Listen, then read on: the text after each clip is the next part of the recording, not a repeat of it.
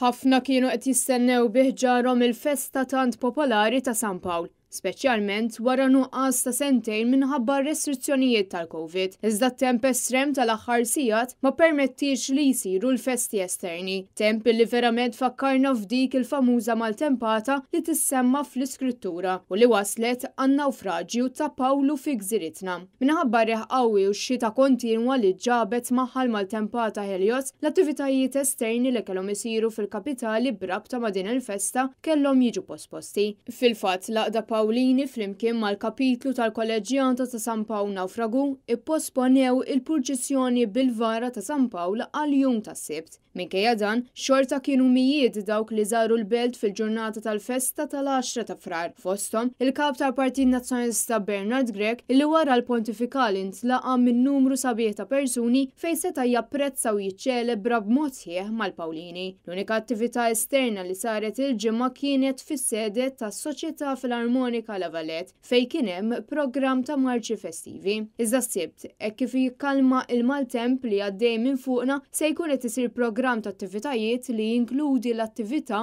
Marċi Pawlini organizzata mill-Laqda tal-Pawlini flimkien mas-Soċjetà Filarmonika La Valette fit-Triq Santa Luċija. Din l-attività hija ppjanata li ssir fis-satejn ta' wara nofsinhar. Aktar tard, għal ħabta tal-5:09 ta' filgħaxija għandha ssir il-purċissjoni bil-vara ta' San Pawl Nawfragu mat-toroq tal-Belt Valletta, akkumpanjata minn ħruq ta' nar tal-ajru mill-Port il-Kbir.